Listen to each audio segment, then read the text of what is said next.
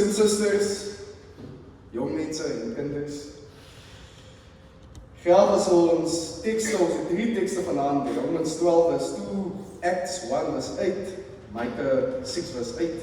Loving the BLR confessor today, and the sub-themes we also then have to change for the better, to transform, to stand up for what is right, to witness, to love our faith by being fair, we are called.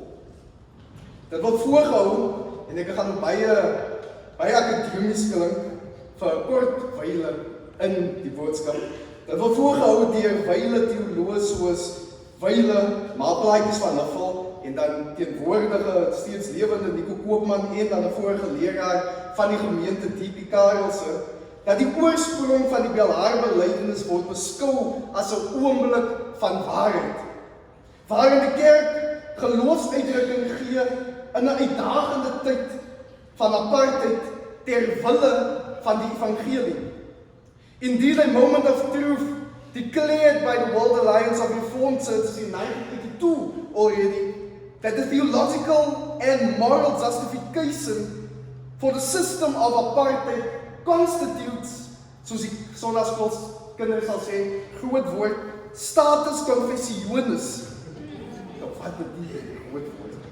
A status confessionis in which the gospel itself is at stake, and we are called as children of God, obliged to testify and act against that situation in which the gospel of the Lord Jesus Christ is at stake. We are called to confess, to testify to God's unity, God's reconciliation, and indeed God's justice in a time of separation, in a time of injustice, and in a time of inequality. Onder die leiding van Dr. Ellen Boesak, Dominee Isak Mentor, professors aan IWK, Dirkie Smit, Jaap Durant en Gustav Bam, was die BLR-belydenis saamgestel, voorgehou en uiteindelik aanvaar in 1986. Nou broers en susters, al hierdie opbou en hierdie verklaring van 'n belydenis wat ons nou aanvaar as ons in ons kerk as ons belydenis skrif, waartoe ons nie gebind word noodwendig nie, maar wat vir ons hou en wat vir ons troos en aan ons woorde skenk, ook in ons tyd vandag. Maar in hierdie tyd, broers en susters, en ek glo Prof. Nico Koopman noem 'n belangrike saak. Die belydenis gee uitdrukking in 'n gegewe tyd aan die geloof wat reeds geleef het in die harte op daardie stadium van lidmate van die ou ingesende kerk. So dit wil nie sê dit is abstrakte teologiese denke en diskurse alleenlik nie. Nee, maar dit is Bybelgefundeerde geloofstaal van eenvoudige gelowiges. Eenvoudige gelowiges wat in 'n tyd van ongeregtigheid en ongelykheid opgestaan het en verklaar het, dit is ongeregtig, dit wat plaasvind. En ter wille van die evangelie moet ons bely wie God is in so 'n tyd. Dit is eenvoudige gelowiges, broers en susters, soos ek en u, wie dit sal waag om te bely en te getuig. Ons glo in die drie-enige God, Vader, Seun en Heilige Gees, wie deur woord en gees die kerk versamel, nader bring na mekaar, beskerm en versorg. Van die begin van die wêreld tot aan die einde steeds dit sal doen. Broers en susters, so in 'n tyd waar brein en swart van mekaar geskei is, waar Indiër en Chinees van mekaar geskei is, broers en susters, waar ons, as mens ry op die Stellenbosch arterial, dat sal jy sien, as jy ry deur Delft, daar's net een ingang tot Delft.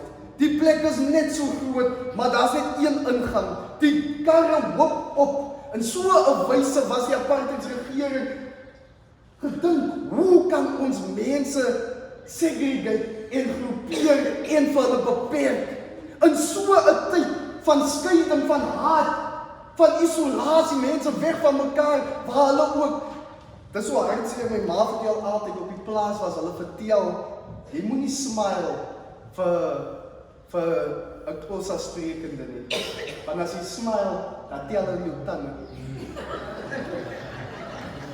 Broers en susters, op so 'n wyse was mense van mekaar geskei, dat hulle nie die menslikheid in mekaar kon raak sien nie, maar dat hulle stories van mekaar begin maak het, omdat daar nie daardie nabye verhoudinge was nie. En dit is in so 'n tyd waar gelowiges opgestaan het en gesê het, God versamel ons na mekaar toe. God versamel ons en bring ons na mekaar toe en beskerm iedere en elk. In so 'n tyd staan gelowiges dan op vir God se geregtigheid, vir God se eenheid en vir God se versoening. In hierdie tyd, die Belijdenis roep ons dan roep ons op om God se realiteit uit te roep en te verklaar in tye waar ons dit nie eens sien nie.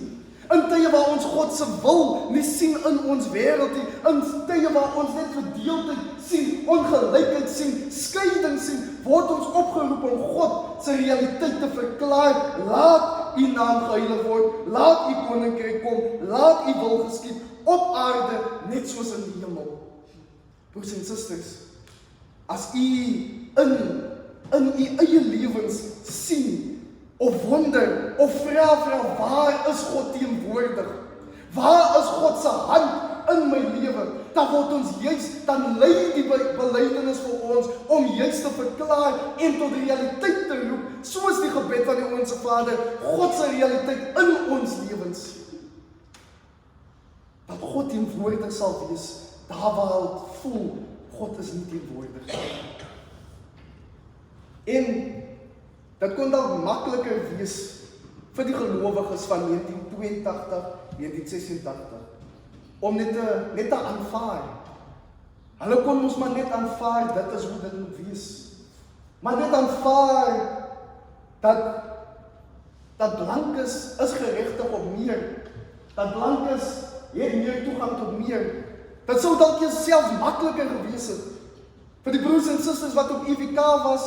Dit sou nie nodig dan gewees het om hek toe te gaan nie. Dit sou nie nodig gewees het om die liggame in daardie posisie te stel waar u lewens kon verloor het. Dit sou dan ons nie nodig gewees het om u studies amper ten koste op prys te stel vir geregtigheid nie. Sou dit nie amper makliker wees om net die lot te aanvaar van 'n ongeregtige stelsel nie. Broers en susters, selfs in ons persoonlike lewe, sal dit amper makliker wees om net te aanvaar, hy is maar net soos hy is. Sy is maar net soos hy is. Die situasie waarin ek myself bevind, is maar net soos dit is. Daar is geen uitkomkans vir my nie. Ek gaan nie 'n werk kry nie.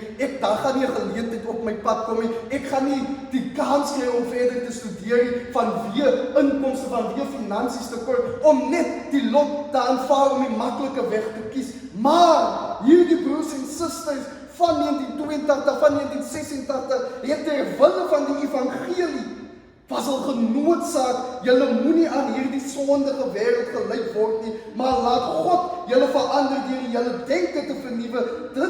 Dan sal julle ook kan onderskei wat die wil van God is, wat vir God goed en aanneemlik en volmaak is. Broers en susters, dit roep aan ons om in ons situasies, al maak dit hoe donker, om uit te roep ter wille van die evangelie, verklaar dat God se wil sal geskied in hierdie situasie, wat vir God aanneemlik is, wat vir God goed is, en wat vir God volmaak is. En wat is dit wat die Here God, wat die Here goed en aanneemlik en volmaak is? Wat is vir die Here goed en aanneemlik en volmaak? Micha 6 vers 8 lees dit so mooi. Het hy dit aan u aan jou bekend gemaak, o mens? Het hy dan aan jou bekend gemaak wat is goed en wat vra die Here van jou? Anders as dat jy reg sal laat geskied, dat jy liefde en trou sal bewys, dat jy in die verskillende tale, verskillende vertalings van die Afrikaanse Bybel, dat jy ootmoedig, bedagsaam, nederig sal wandel met jou God. When the Lord asks you what the Lord requires of you, to act justly, to love mercy, to walk humbly with your God. Dear brothers and sisters, beloved, we are reminded that we are in a position of, yes, a born-free country, yes, a democratic country that's still struggling with inequality, still struggling with poverty, still struggling with race relations, but we are in a better position than what we were in the past. We have opportunities. Our children have opportunities, can go to different workplaces where our parents couldn't go because of the sacrifices of the previous generation. Ons staan op die skouers van ons vorige generasie.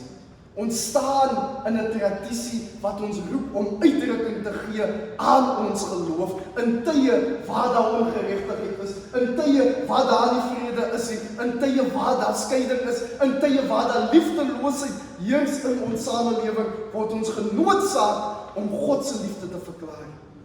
Laat U naam geheilig word, laat U koninkryk kom, laat U wil geskied hier in ons samelewing, in Sarepta, in Silversands en in Kalkfontein.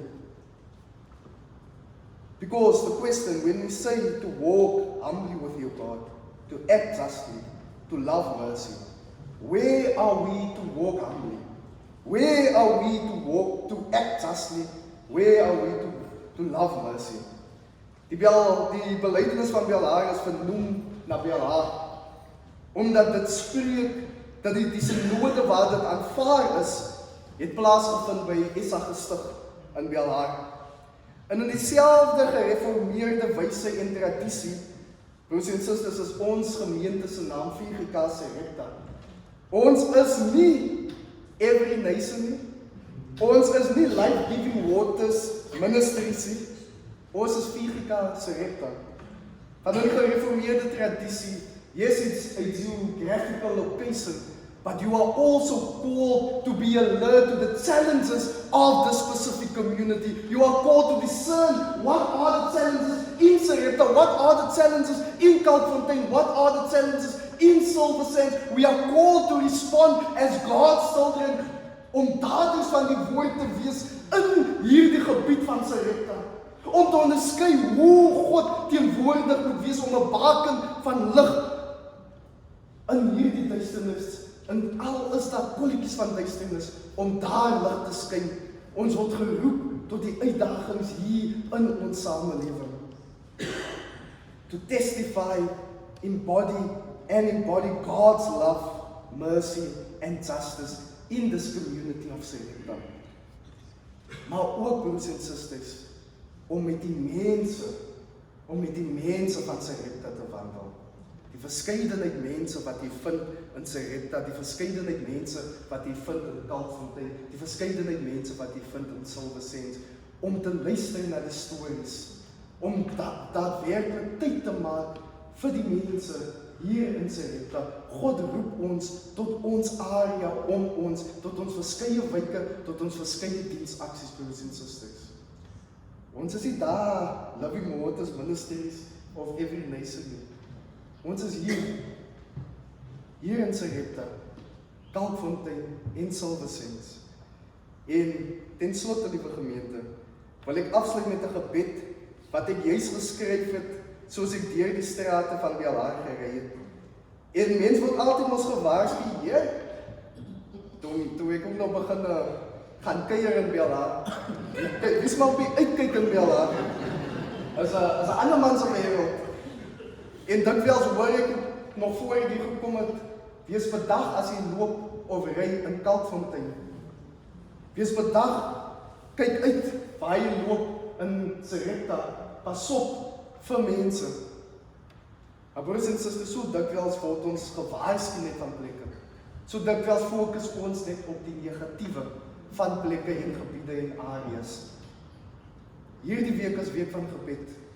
Hierdie week word ons geroep om God se naam te verheerlik in Sarepta, in Kalkfontein, in Silversands.